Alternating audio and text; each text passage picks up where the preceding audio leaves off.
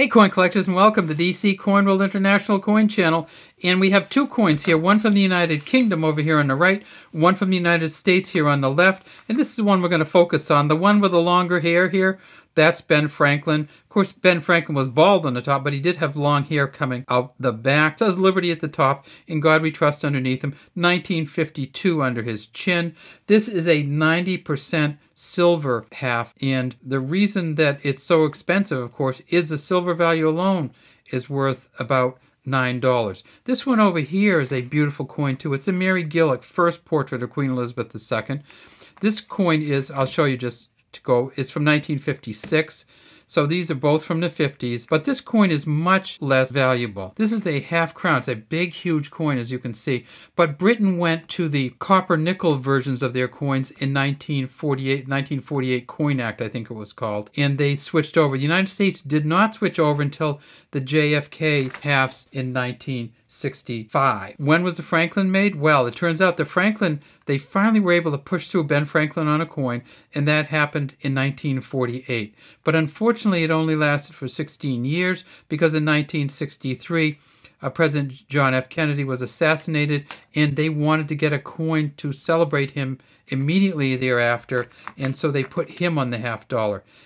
1964. So 1964, silver half dollar, same makeup as this, 90% silver, but after 1964 they went to a copper nickel clad copper. This is a 76 version of it, but that's what President Kennedy looks like on the front of the coin, just a beautiful coin. Well, the Franklin half dollar coin is this one here, and if you want to try to figure out where it's from, what you need to do is look up at the United States of America at the top, and right under the E, you'll see. And this is a D. No surprise for 1952, because the Denver Mint, where most of America's silver was coming from, right near there, Montana, Colorado, those states out there were the United States silver production states. The Denver Mint in 1952 made $25.4 million. Philadelphia Mint made $21.3 million. And they also made them at the San Francisco Mint. At the San Francisco Mint, they made $5.5 million. So they'll be either a D, an S, or a blank here. One of the things about these coins is worth $9 to $11 just right up front. They have a lot of good uncirculated versions of these. So if you don't have an uncirculated version, a lot of collectors will just say, look, I'd rather spend the extra $5 or $7, maybe 19 or 20 bucks total to get an uncirculated version of the Franklin. Unless you have a proof version of the Franklin, you're going to be somewhere around a 19 or 20 buck version, or unless you have MS65 level of the Philly or the Denver. MS65, you're going to be looking at between 50 and 100 bucks, but proof version, you're going to be looking at hundreds of dollars. They just don't have that many if you get the high quality ones. The Franklin half dollar, the most important thing about that is going to be looking at the eagle feathers on the back. So when you're looking for the engraving here, look for the eagle feathers. These two dots here on each side, the E and E pluribus, don't mean anything. They're just dots. There is a crack in a Liberty Bell, half dollar down here. We tip it up, it's silver. Now, this one here, this is a Mary Gillick, first portrait of Queen Elizabeth II. She was 29 years old. It says Regina or Queen Elizabeth II. Dea Gratia, that's by the grace of God. We see this outside beaded. And we see this one looks silver too, but it's not. It's a copper nickel. What's the difference between this copper nickel and the copper nickel that's in the Kennedy half? Well, the Kennedy half is a copper nickel clad copper. In other words, the copper nickel in the Kennedy half is only on the outsides. The inside is copper, and if you look in there, you can actually see it. If you tip these halves up, you can see the copper on the inside. This one is not copper on the inside. This is copper nickel all the way through.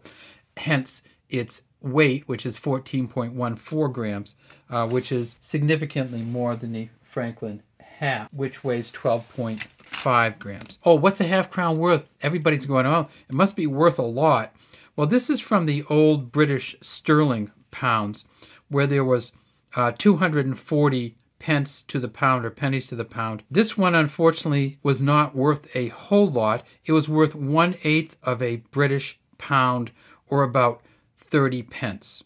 So 8 times 30 would be 240, which is how many pence were to the pound. So this was a 1/8 almost essentially, if you were saying, what's it worth? You'd say, okay, it's worth about half of a quarter. So if you cut a quarter in half, it would be worth 12.5 cents. It's a crowned shield, royal shield. We see the 3 lying down lions here, which is for England. We see the rampaging lion here for Scotland, and we see the harp here for Northern Ireland. Half crown, 1956. And then back to our Franklin, and we see that it's a little bit smaller, but it's a lot more valuable. Not anywhere near as beautiful or intricate, but that's not how we look at value often in coins. We look at rarity for value. We look at metal content for value. And we look at how easy they are to get for value. And these half crowns are very easy to get. Right now, you can probably get one somewhere for around $1 plus shipping. All right, that's all we have today from the DC Coin World Coin Channel. We'd love to have you subscribe to our channel and leave any comments you might have in the comments section.